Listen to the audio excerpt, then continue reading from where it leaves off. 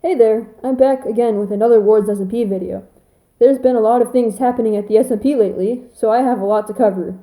I've also been upping the production quality of my videos, so now we'll have some good background footage to go along with the video. There's a lot to cover, including villagers, pillagers, and some secret underground operations. So, here's what's been happening. After relocating my items to a new base, I went to explore for a bit. So, I tamed a horse and rode him for a while. I eventually came to a small village that was mostly cut off by the border. Because of this, all the villagers were trapped outside of their houses. I made a mental note to kidnap those guys later. A few real-life days later, I came back to the server. But now I'm not going to be using a replay mod. It made editing this video a huge pain, as well for the previous video. So I just decided to drop replay mod. But I will still use replay mod for any sort of time lapses or construction or manual work. But for now, we will just be having a good old POV of me. But because some of this includes top secret info, I will not be showing most of the recordings. These scenes that include confidential information will be recreated with my beautiful renderings, as seen here. Anyways, back to the SMP. I logged on later and rode around my new territory for a while. That was until I found some pillagers trying to take over the island. But there were hardly any of them, so they were pretty much doomed to fail. I took a few of them out, got to the top of the tower, and got some decent loot. Nothing too special, but I'll go with it. So after a bit, I just left to go back to my base. The next time I logged back on, I decided I would kidnap the villagers, so I can make a protected villager community. So I tried to find a way to get them to my base, but failed. Fishing rods were useless in this situation, so I tried to move them around in boats for a while. Meanwhile, somewhere else, something 4041, as seen in the last video, who I will now refer to as Dave, was AFK in who knows where, making it so I couldn't sleep and skip to daytime. I wanted to do this because mobs were lurking around, so skipping to daytime would prevent them from killing the villagers that were trapped in boats. I tried to protect them from mobs, but even then, one got killed by a baby zombie. But eventually, the sun rose again. Then I managed to get both a horse and a villager inside my man cave. Next time I logged onto the server after that, I tried to get another villager into my base, which took an embarrassingly long amount of time to do. But once I got things situated in my man cave, I realized that the villager didn't want to sleep in my man cave. He wanted to go back to the village. Because of this, I'm going to have to nuke the village, so the villager sleeps in my man cave, not the village. After that, I did a bit of mining, found a massive deep dark cave, and mined a few diamonds, which was pretty awesome. Next time I was on the server, I realized that the second villager had fixed itself and would now sleep in his designated bed. So, yay! I don't have to nuke a village anymore!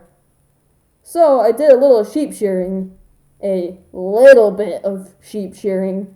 Then came back to the house. The cave house. And began to make a sort of villager trading center. Then, the villagers had a child, and then I began to organize them more. And then they had another child. And then I organized them more and logged off for the day. The next few times I logged onto the server after that, things became sort of a grind. I got into this pattern of mining, villager trading, reorganizing my base, and hunting several hundred wild pigs. So, for the mining, I found lots of massive caves that all interconnected to each other, and found a good amount of diamonds. I also found lots of iron, redstone, gold, and lapis. I even found a mob spawner at one point, but it didn't have much good stuff in it. But because of my massive amounts of mined resources, my chest began to get a little crowded. So I began to make an organized storage area. My villagers also had another child, which they eventually grew up to be a butcher.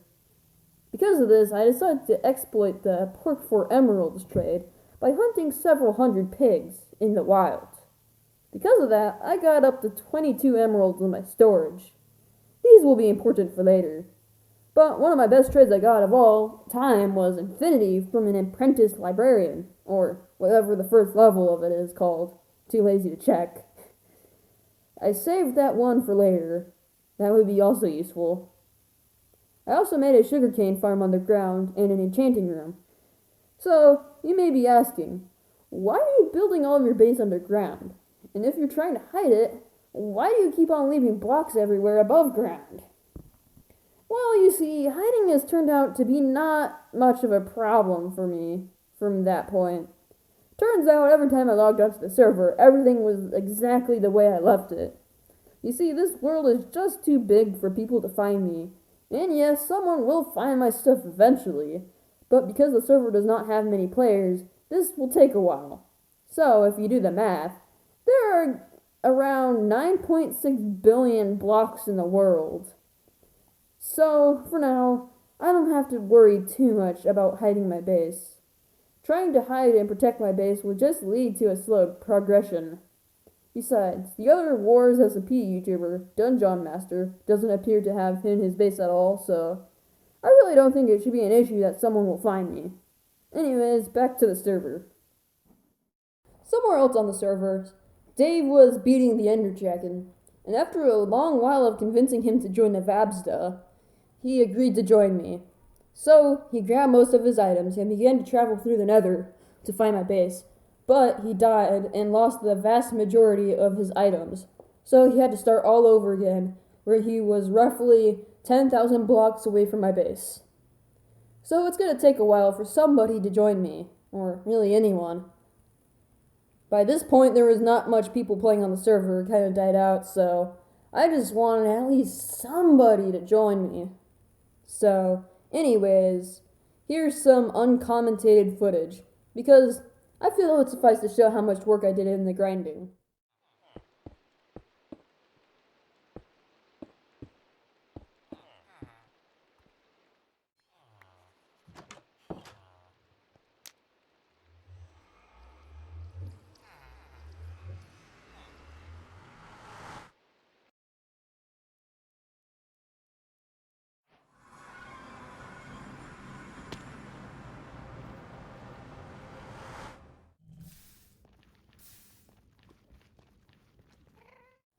Okay, never mind.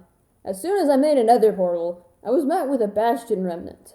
And even though my luck is usually horrible, I somehow managed to get my hands on some ancient debris. So after I came back from looting the bastion, I decided to go on a hunt.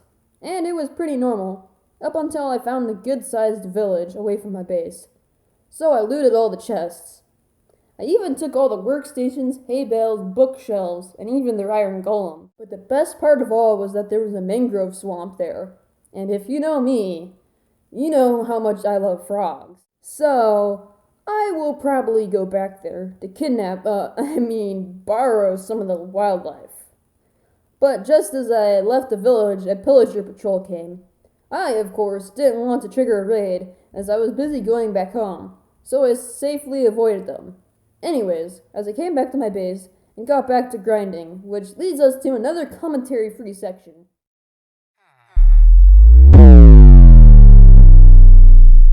Okay, never mind. Looks like my brand new librarian has a mending trade. Okay, you know what? I'm not gonna do these commentary-free sections anymore. There's just too much craziness happening on the server. Just getting too lucky. But sadly, the next time I logged onto the server, the mending trade had vaporized out of thin air. I don't even know what happened to it, it's just gone. Of course, this wouldn't stop me. So I replaced, quote-unquote, 2 librarians with a new one, who I kept on switching trades until I got bored. Also, I managed to get 2 more villagers and some new mob spawned, because Minecraft thought this was a village. This isn't a village. This is my personal trading room. Anyways, 2 cats and a handful of iron golems spawned. I managed to tame one of the cats, but didn't decide what to name him. I'll call them number 1 and number 2 respectively. I also burned all of the golems alive, and then sold their remains to the villagers. So, I'm tired of narrating this endless grind, so I'll just skip to the fun stuff and explain what's been going on after a while. After just a bit more grinding, I managed to get my toolsmith, armorer, and weaponsmith up to master rank, which allowed me to get some full enchanted diamond armor.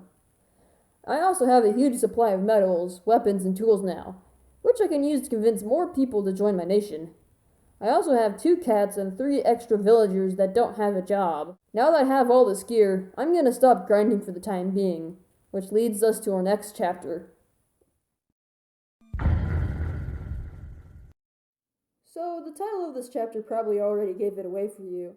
I'm going to be building an iron farm using my 3 extra villagers. This way I'll be able to focus on mining for more valuable resources like diamonds. So let's get started. Oh wait, I've never actually made an iron farm before. I bet this random YouTube video I found should help. So I began to work on the farm, and occasionally paused my game to watch the video. So the first thing I had to do was move my 3 villagers. I did this by moving their workstations around in a tunnel until I got them far away enough from the training hall. Then I began work on the farm. The first thing I did was build a staircase, because I needed to transfer the 3 villagers into the farm. The farm also requires a zombie, but I'll worry about that later. So once I got my villagers ready, I began to build my iron farm. Here's the time-lapse of my work. Now I had to leave this for like a week, as I was on vacation for spring break. Anyways, I came back to see that the server had updated to Minecraft version 1.19.4, so this broke replay mod and made the game unplayable. I guess we just won't have replay mod installed for this episode.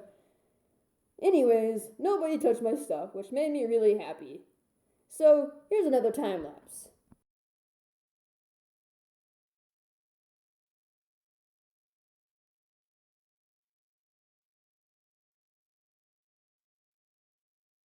Well, after a lot of work, I have finished my iron farm. But the iron golem didn't spawn immediately, so I decided that there must be something wrong with it. So I decided to fix it. It turns out that the golem won't spawn if the villagers can't sleep. So I tried to get them to link to their new beds, but I accidentally killed one in the process. So I had to go back and breed villagers again. After the baby villager grew up, though, I immediately put it in the iron farm.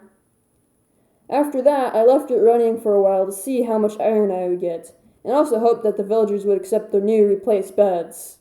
I got about 30 iron just the first in-game day of letting it run, so I left it running just a bit more and then called it good for the day.